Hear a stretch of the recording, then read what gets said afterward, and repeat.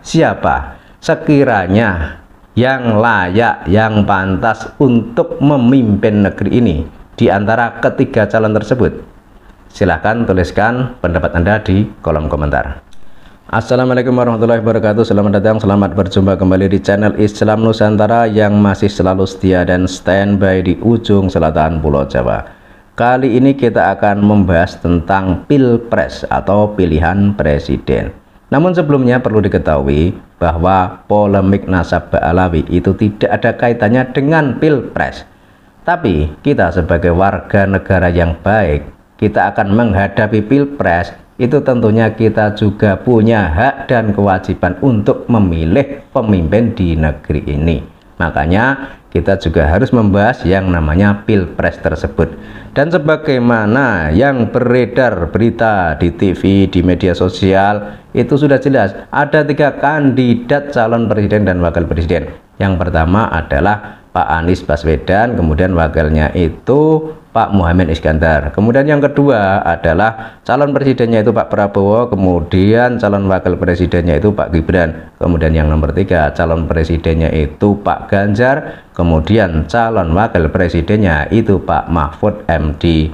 Jadi di antara ketiga calon presiden dan calon wakil presiden tersebut, siapa yang menurut Anda itu paling pas untuk memimpin negeri ini? Karena sebagaimana kita ketahui, negara kita ini adalah negara yang besar, negara yang kaya raya. Jadi jangan sampai kok nanti kepemimpinan ini jatuh ke tangan orang yang tidak bertanggung jawab. Atau jangan sampai nanti kepemimpinan ini jatuh ke tangan orang yang bertanggung jawab, namun di belakangnya itu justru nanti digerogoti oleh orang-orang yang tidak bertanggung jawab. Itu jangan sampai. Makanya dalam pemilihan presiden ini kita harus berhati-hati, kita harus jeli untuk menentukan pilihan kita. Jangan sampai nanti kok kita itu salah pilih.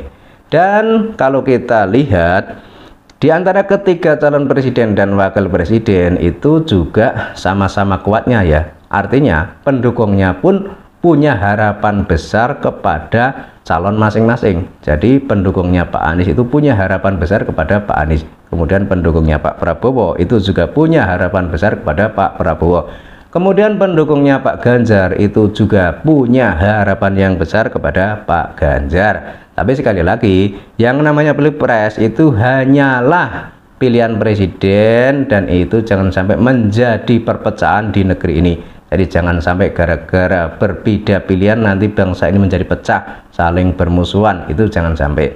Makanya kita itu harus cermat, teliti, dan dengan kepala dingin untuk menentukan pilihan sesuai hati nurani Anda masing-masing.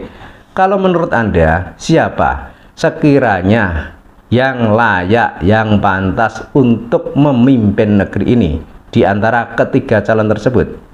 Silahkan tuliskan pendapat Anda di kolom komentar. Terima kasih.